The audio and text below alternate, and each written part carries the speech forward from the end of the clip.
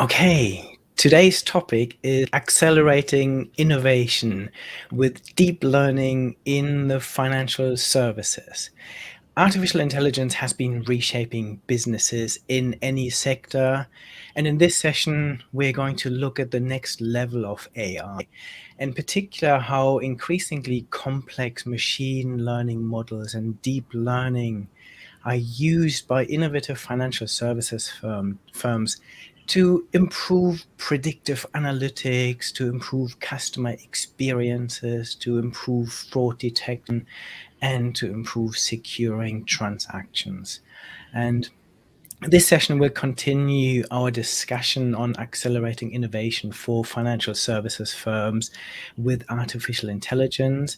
In our August session, we discussed the democratization of data and how citizen data scientists can now use AI, which you can rewatch on my YouTube channel as well as this one. You can always, if you want to rewatch this, if you feel to share this with someone, just go to my channel and there you can do this.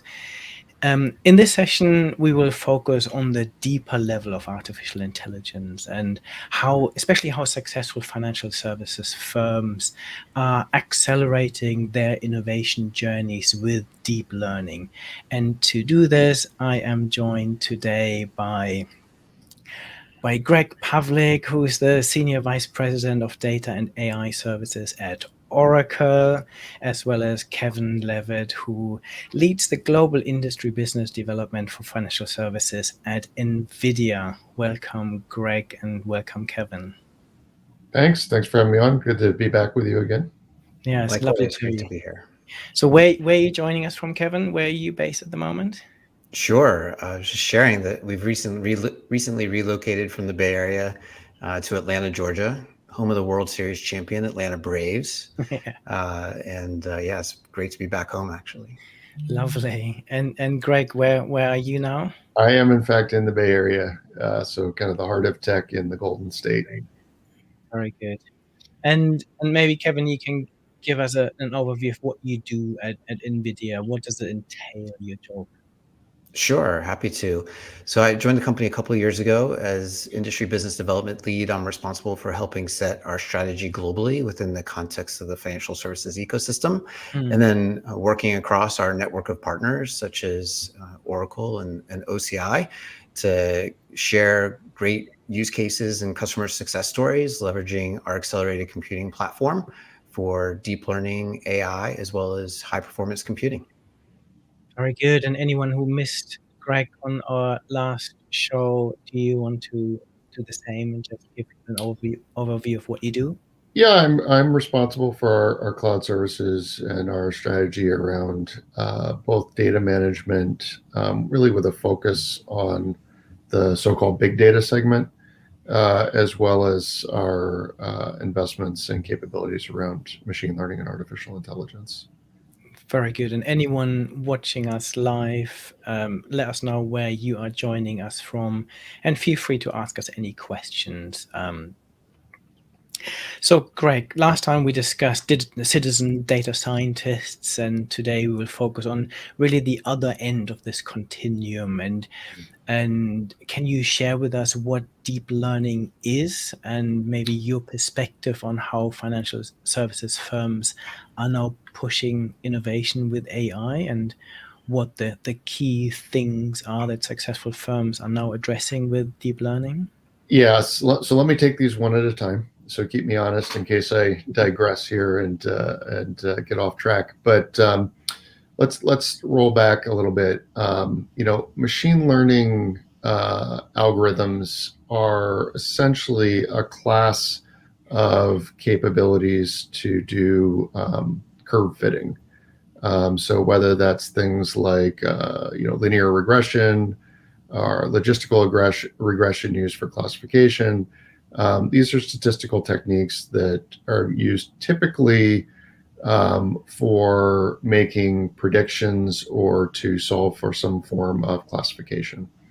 Now, what's happened, and thanks in part to folks like Nvidia, is that we've been able to do much more sophisticated types of artificial intelligence solutions that really bring together layers of computational capabilities, so we can apply these algorithms into networks where they have kind of a mutual filtering and reinforcing function. So without getting into the actual math that goes into deep learning, you can picture a stack of nodes, and each of the layers in the stack of nodes is doing a set of statistical processing that in turn influences the next layer of the stack, influences the next layer of stack, and we've been able to get more refined and better answers by applying these, what we call deep learning or neural networks.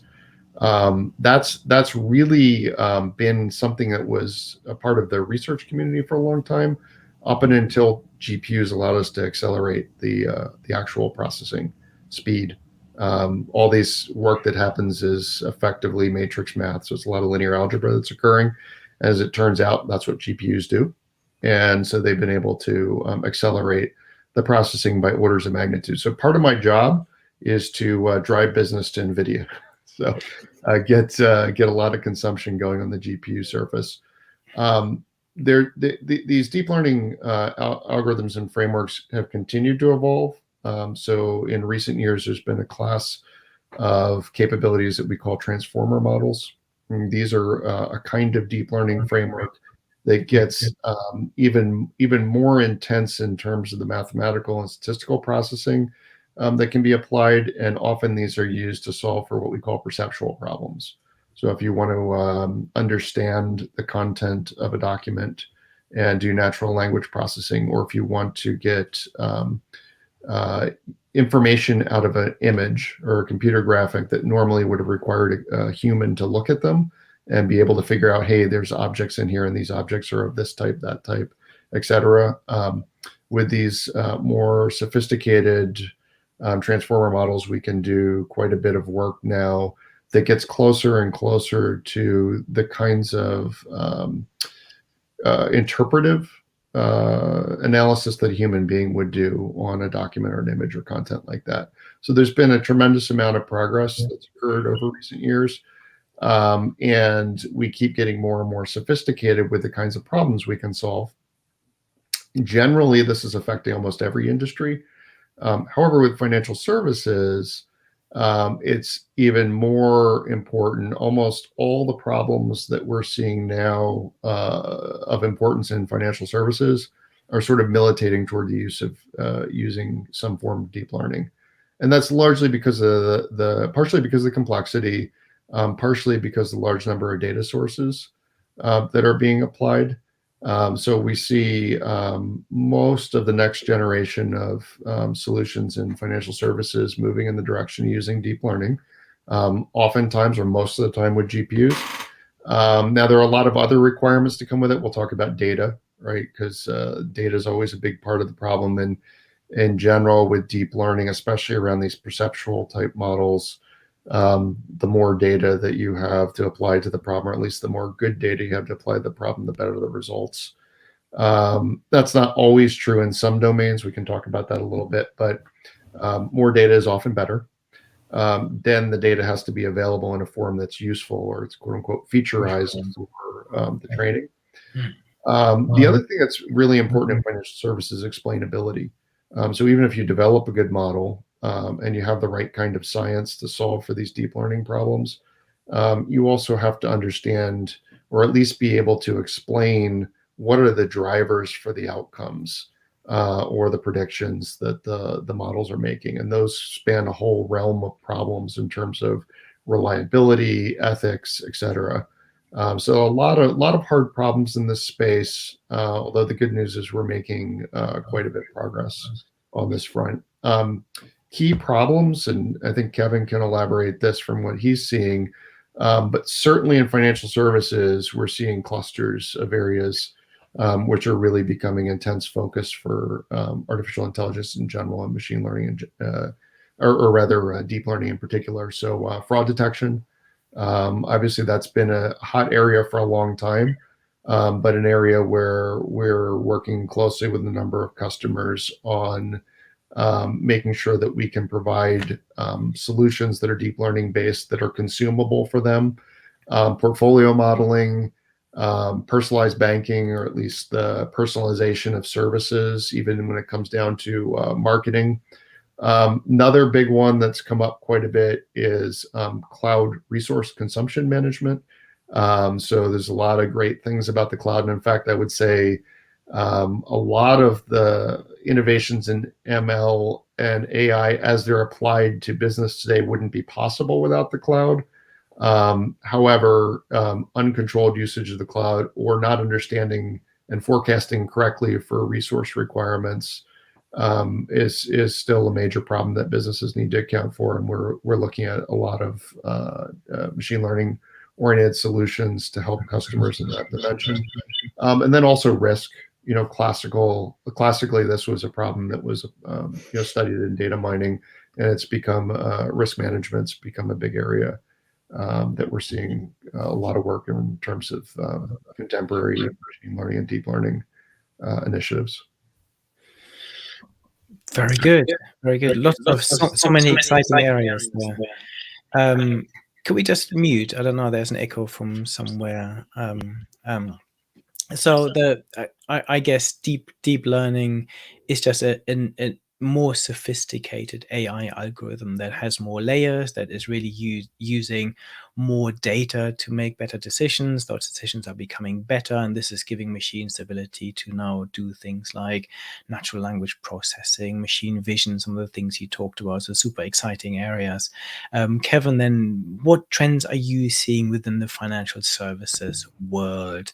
And maybe you can outline the positive impact of like Nvidia Gen 2 and Oracle, and how you can together bring innovations to your clients, because Greg mentioned that he's driving traffic to and customers to Nvidia for your GPUs. So first question, what are the key trends you're seeing within the industry, and how can Nvidia and Oracle work together to help your clients? Absolutely. And hopefully it is a strong symbiotic relationship. Certainly we feel that way. Let me start with the kind of trends, if you will, and tie them to some of the applications of AI that Greg was highlighting. So first and foremost, as we know, digital transaction volumes continue to accelerate. The data that we see in the marketplace says that that's expected to double to over $7.5 trillion by 2024. And Greg mentioned the importance of fraud detection and how much, there's tens of billions of dollars worth of fraud every year within the financial ecosystem. How can AI, and in particular deep learning, improve today's rules and or machine learning based algorithms to accelerate the identification of fraudulent transactions, not only rooting out the bad guys, but giving all of us as consumers, or perhaps merchants and sellers, a better experience as customers of the payment networks, card issuing banks, et cetera. In addition to that, another important trend is that the data is saying that millennials are 1.5 times more likely to switch their primary bank. And this is critical if you think about all of the competitive changes in the landscape in terms of financial consumers and their data. It's no longer the incumbent banks versus fintechs, or big insurance companies versus insurtechs. You have to include the big technology companies, Amazon, Apple, Google, et cetera. You have to include big retail as well, such as Walmart. So how do you, as a financial institution, be it insurtech, fintech, incumbent, et cetera, compete effectively? Well, you have to deliver enhanced customer service. And it can be through, as Greg was highlighting, hyper personalization, through recommendation systems that are able to tailor the experience to that individual based on all of the data that you understand about that individual. But it could also be in the context of, enhanced customer service and call centers through call center AI that actually transcribes the calls for the call center rep and gives them more flexibility to focus on the higher value questions, note-taking, next steps and next actions that need to happen based on the inquiry. So that's just another trend and another example where AI is going to continue to play an important role. And the last one I'll highlight is that there's going to be a tremendous wealth transfer, as we all know, in the US, over $30 trillion over the next 3 decades from the baby boomers to the next generations. How are those assets going to transfer successfully? And what do those that are receiving on the beneficiary end of that, how do they make the appropriate decisions to manage that money effectively, that new responsibility? Certainly recommendation systems, robo-advisory can play a big role in there. And that also ties into what Greg was sharing in terms of explainability. There was just an article in eFinancial Careers talking about JP Morgan Chase and how they developed an AI to provide their financial advisors with recommendations for their end users. And it wasn't until they actually layered explainability on top of the outcomes from those models that the uptake on those recommendations grew significantly, from around 2/3 to 95%, where the financial advisors actually became comfortable with the recommendation because they could see the rationale and the reasoning as to why the deep learning capability was providing these recommendations. So you can see how these technologies play together. And then and we'll talk more about use cases, I'm sure, later in this conversation, but getting to the kind of partnership between Oracle and Nvidia, particularly as it ties into OCI, one of the mainstays that we're seeing across the ecosystem is that it's not enough to compete effectively by leveraging sort of pre-canned, pre-trained models. You have to incorporate your own data. The data scientists within the banks don't want to be tied to a black box algorithm that they haven't had the opportunity to help shape and create. And so that's where the flexibility of OCI's infrastructure really comes into play. And then in combination with our accelerated computing platform, gives the data scientists the power to not only create and train the models that are necessary to deploy into production, but once they're deployed effectively, you have to do it in low latency because whether it's for fraud detection, which has to happen in milliseconds, or in a conversational AI chatbot where it needs to seem natural and like you're talking to another human being, all of those things require accelerated computing at the point of production, at the point of inference, so that, again, it's happening within the time boundaries that are acceptable to all of us as users and consumers of these new AI-enabled applications. So hopefully that addresses kind of both questions that you posed, and looking forward to more discussion. Very good. No, it does. Super exciting. So maybe I come to you, Greg. So why is analyzing data so difficult? And do you have examples or use cases that demonstrate that it can be done well? Yes, actually, that's a great question. And most of the discussions that I think wind up being thought-provoking, where people tend to put most of their time and energy when it comes to machine learning or deep learning in particular, tends to be on the science side of the equation. But the science isn't useful without the data. So the question is, when you look at these projects, where are most of your investments going to be? Most of your investments are going to be on data. Okay, so first problem is data acquisition, right? So part of the problem can be it's just hard to get the data. So you need a robust solution that can get to systems that are specific to the financial services industry, and into just routine internal bespoke enterprise systems. Both are important because you want to bring your data sets together about the customer, about your business, about your finances, together with specific aspects of the industry. So there's the data acquisition end of the equation, number one.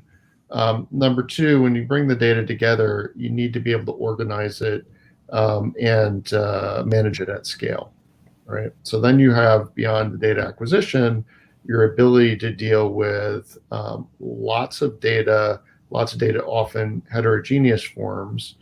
And then the third element to this is you need to be able to do what's called featureize your data sets, which is make it available in a form that's useful or usable for training the models. And each of these three dimensions is in itself a challenge. Okay. What makes it even harder is the skill sets of the actors that need to work with the data from a data science perspective or from a machine learning perspective can be very different from people who are traditionally involved with data management, data manipulation, data engineering. So if you think about this from the standpoint of, say, a Venn diagram, you often need to look to train people so that the data engineers can start to understand more about the needs of the scientists, and the scientists can understand more about the needs and complexities of data acquisition and data transformations. So the pre-AI phase of the equation tends to evolve around data acquisition and data management more so than the training. Now, the good news is there's been a lot of progress, and we're working with a lot of customers to really ease this burden and to make that sort of pipeline attractable, right? And ultimately, we want to make it transparent. So I'll tell you about how we're making it tractable, and then we'll talk about transparent. On the tractable side, we've introduced really an integrated data platform. We call it a lakehouse architecture. And that is all about the problem of acquiring and managing your data at scale. The lakehouse allows you to use the best kind of scale out architecture under the covers for traditional transactional data, structured data, but it also provides scale out infrastructure, or so-called data lakes, for multi-structured or non-structured data. And put in really simple terms, you can have kind of a converged architecture where you transparently work with data, conventional analytics data that lands nicely and works well in a data warehouse, and you can augment that with a data lake or your so-called big data capabilities, all as a part of one platform. Use them together, manipulate the data together, and grow it together fairly seamlessly. That's been quite successful. So a good example of this, we're customer working with in the financial services industry around the lakehouse deployment at scale is Experian. Experience working in a bunch of dimensions around data. The whole company is sort of built on managing data and getting value from it. But we're working with them on the lakehouse models for things like call center analytics, fraud detection systems, their financial analytics, their credit ratings. So a whole range of use cases fall nicely in this architecture. Now, the lakehouse itself will give you a place to land the data and to make it accessible for the data scientists. You still have to deal with the problem of featurization and making sure this data can be refactored and formatted in a way that feeds into the models. Today, that requires a bit of specialization, although it's getting easier. And one of the interesting things about this is we're using AI to help with the featurization. So we have things like AutoML, which can look at data sets and give you indicators of what features are going to be available and where you should concentrate your efforts in terms of extracting the signal to the noise.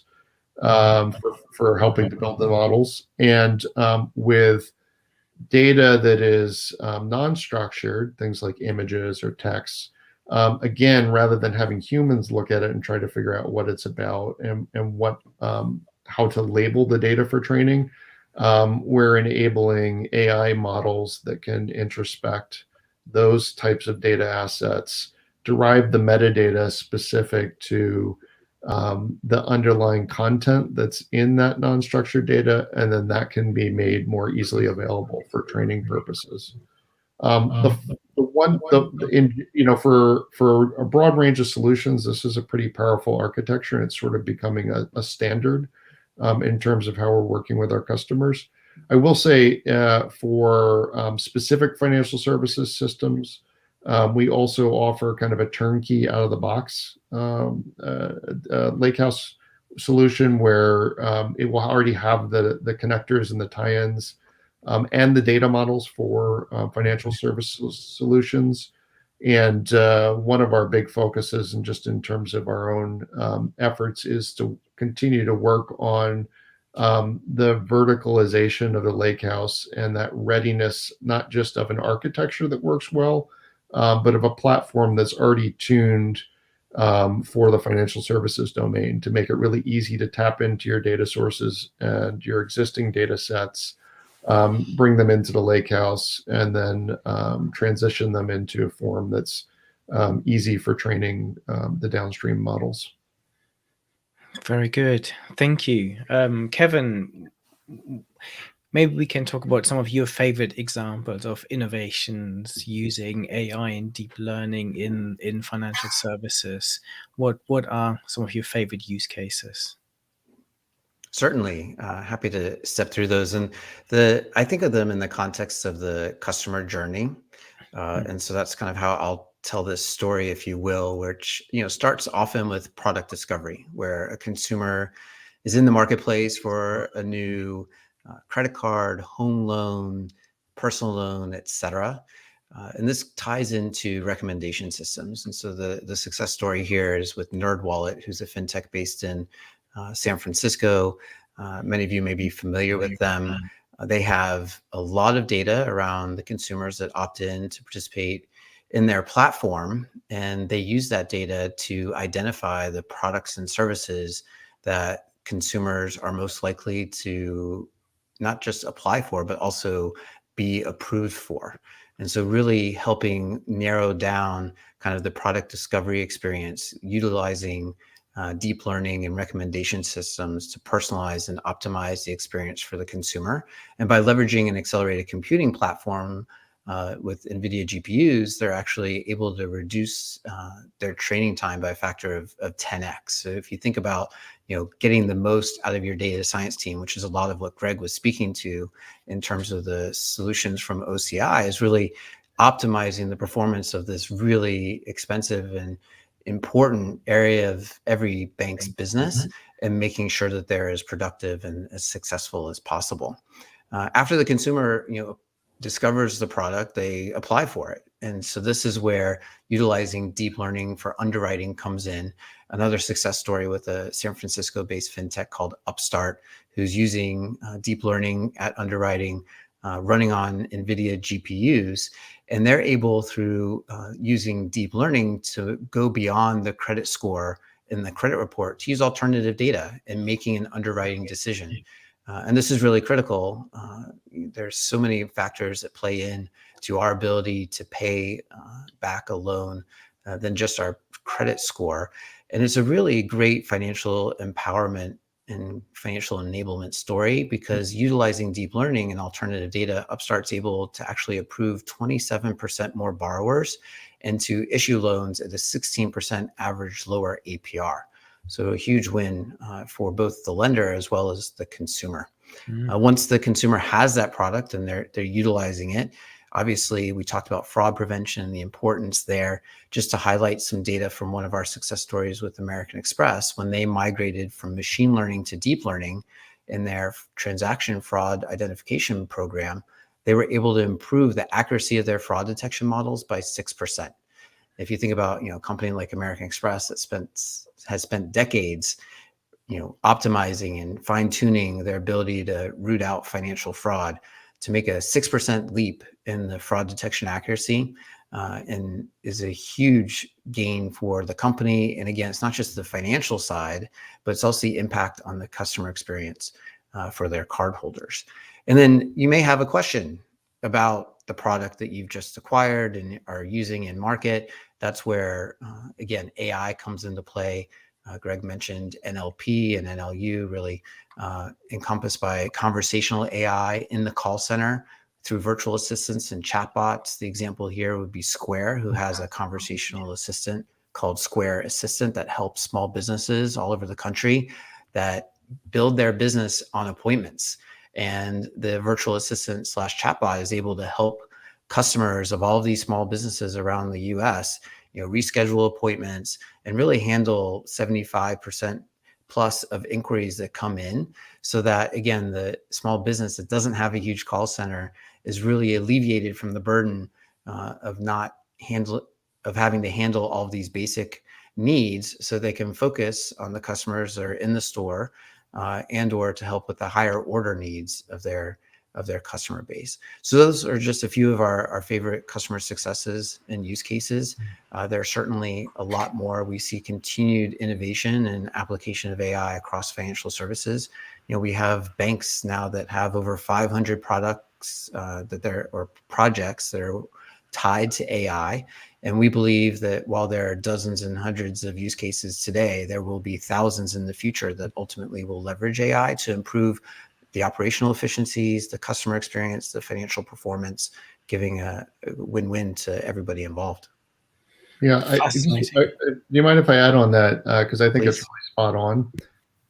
And by the way, if I could put in a small plug here, Oracle's digital assistant, or ODA, is in the industry-leading chatbot infrastructure. So I'll call that out because under the covers, it's using deep learning algorithms. It's using the transformer models in order to do both the NLP and the speech analysis. So it's an example of a trend that we're seeing more and more, which is the packaging of these deep learning models in a form that is extremely powerful, usable out of the box, but customizable to the specifics of the business.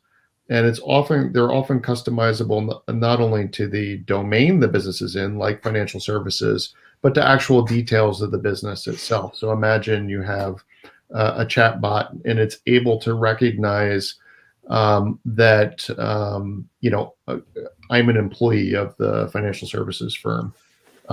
So when it's trying to interpret the speech, for example, when I'm interacting with the bot, it's actually recognizing that Greg Pavlik is a customer, and then that's able to interpret that in the context of the conversation or the interaction, which is really important because Pavlik in the United States is not the most common name. There's maybe less than 100 Pavlik families about. And invariably, a typical speech-to-text algorithm will translate my name as public.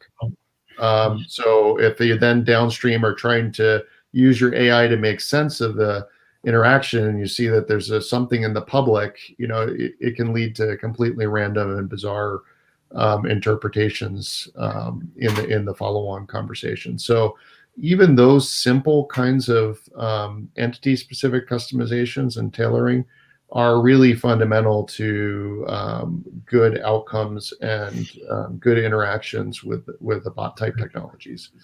The other thing I'd say is this packaging of deep learning into domain specific applications is probably the biggest trend right now. I think that's going on, that's going to impact the financial services and enterprises more in general.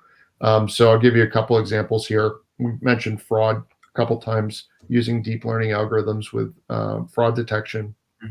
We've just introduced an anomaly detection service.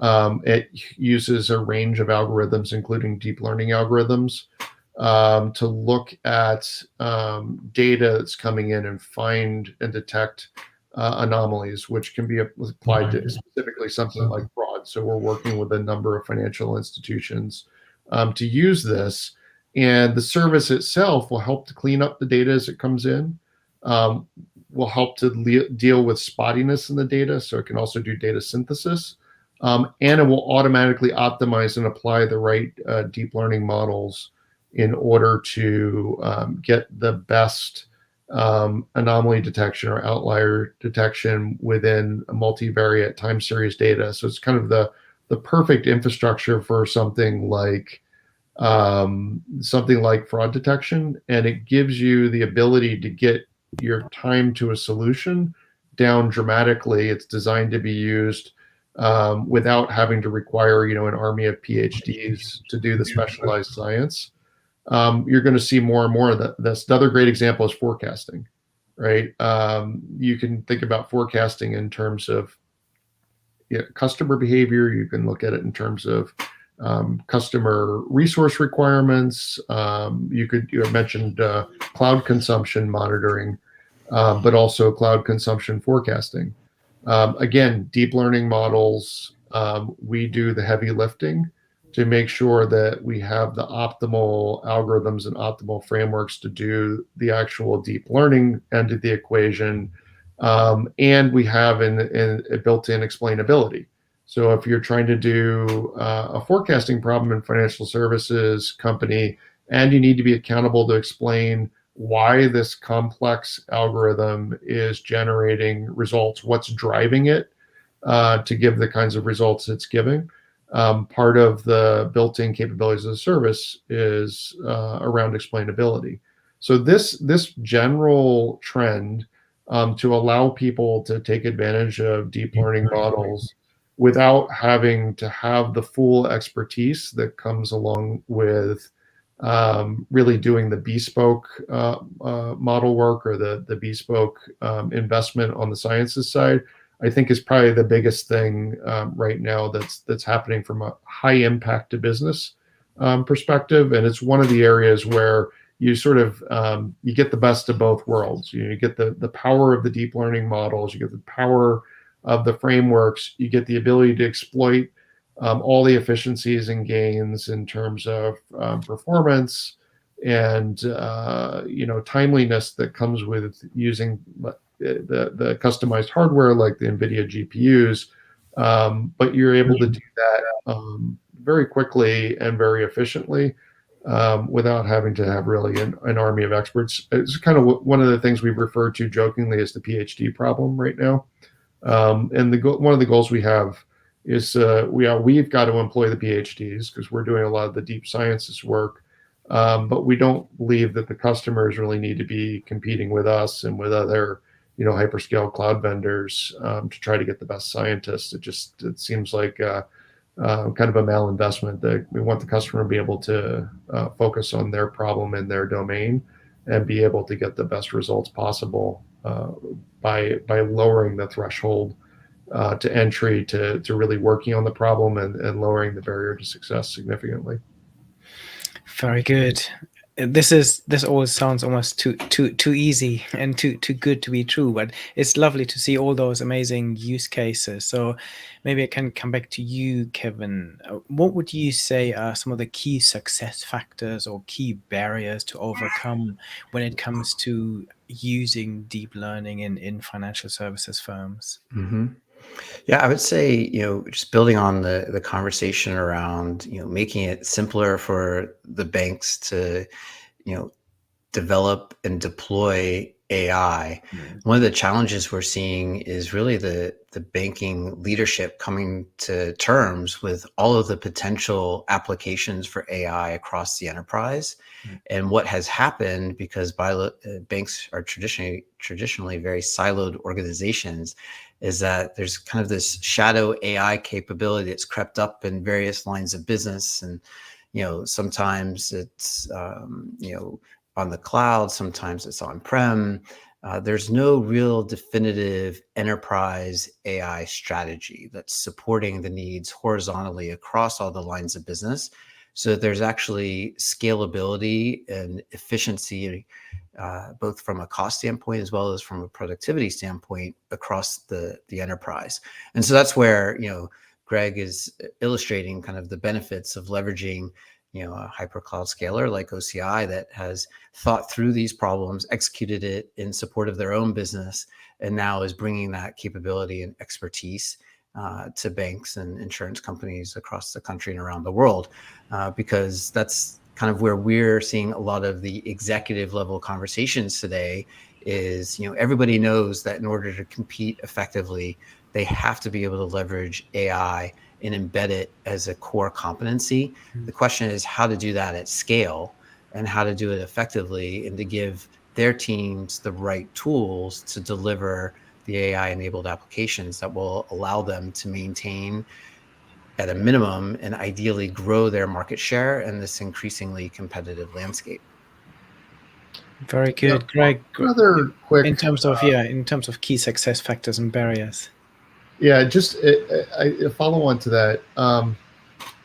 I think, first of all, I agree with everything Kevin said.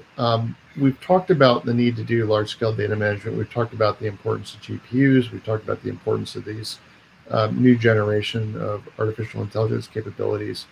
I think it would be remiss not to talk about the importance of the cloud, because all of this really requires intensive resources, and you really want those resources to be on demand. So you use the GPUs while you're doing your training, or sometimes while you're doing your serving.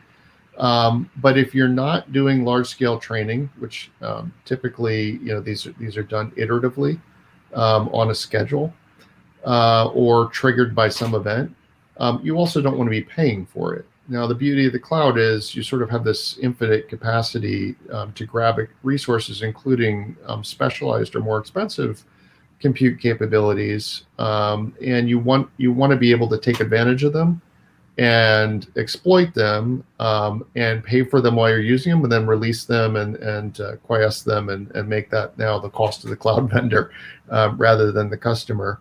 And given the scale of the GPU requirements and the training exercises that often come along with some of these more advanced models, I think that the real uptake from a large enterprise perspective really has been dependent on the availability of the cloud. One other thing I'll note is that with financial services in particular, there is sometimes sensitivity related to security, related to data privacy, or just data sovereignty considerations, where larger financial services institutions have sometimes been hesitant to go to the public cloud. That again is being, I guess, challenged by new technical developments. We have something called a dedicated region or dedicated cloud segment, where we can actually deliver the cloud fully administered, full range of services and capabilities, including full range of compute resources as the customer requires. We can deliver it into their data center.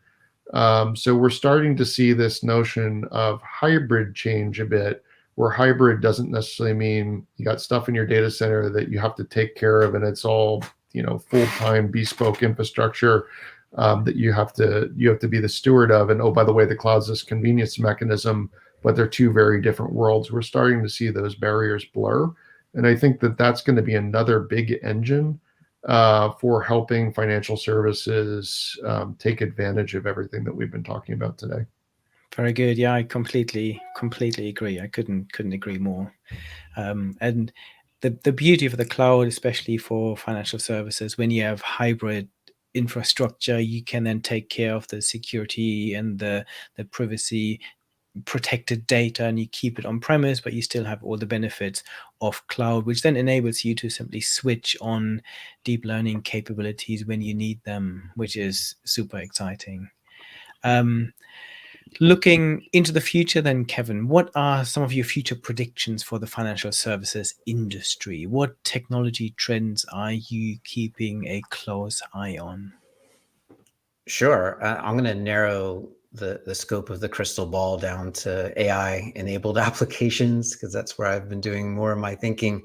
And so a couple of areas where we see banks beginning to evaluate and understand the opportunity for AI would be in the ESG space, so environmental social governance, understanding how NLP and NLU can digest all of the various news reports, earnings analyses, earnings reports, et cetera, that come out on all the variety of partners that companies may be investing in that impact kind of their ESG score, and how AI can enable companies to better optimize to their own ESG targets, as well as those of their investors. And then certainly a bigger question is parallel to the automotive industry, where there's obviously a huge application for autonomous vehicles.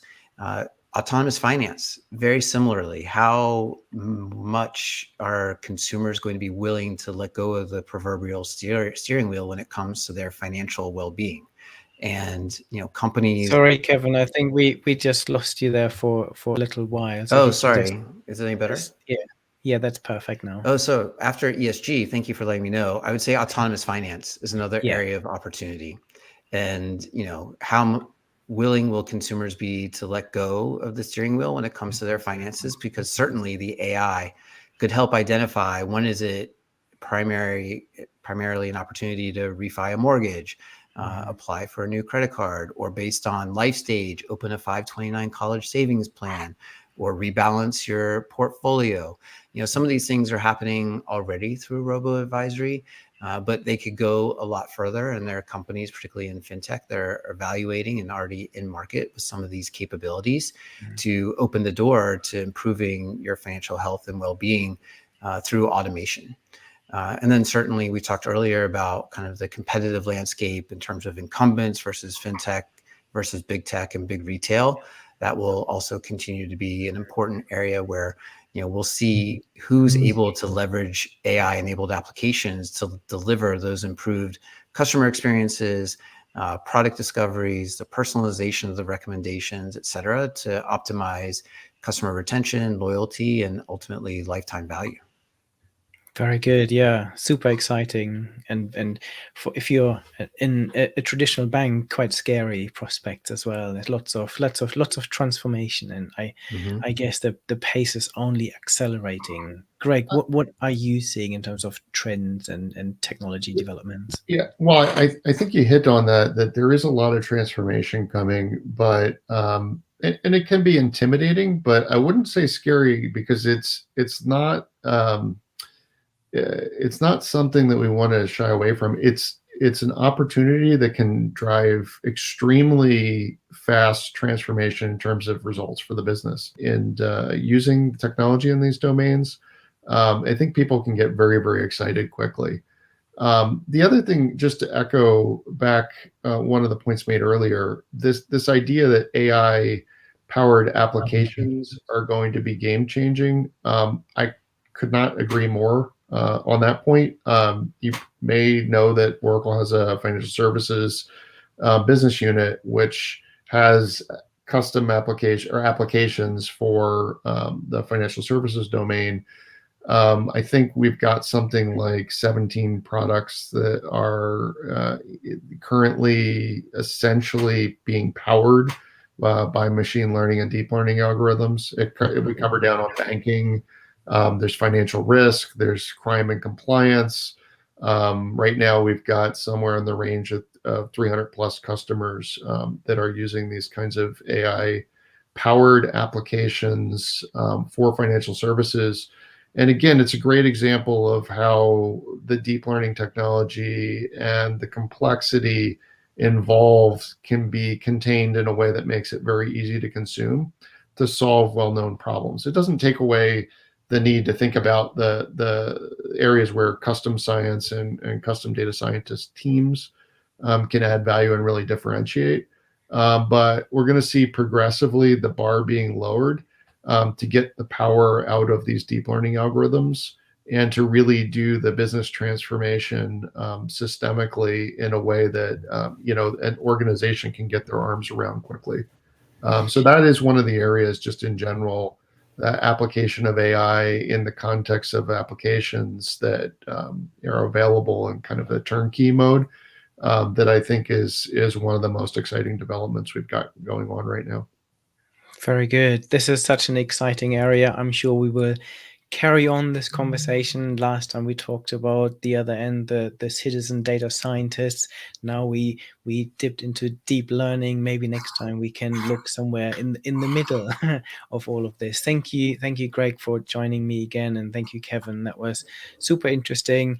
Anyone watching us, let us know, or listening to us on the podcast, let us know what you think. Engage with us. We've had people from all over the world. Again, we've had people from South Africa, from Toronto, from Texas, from Kansas, from London. So it's lovely to see people saying hello from India.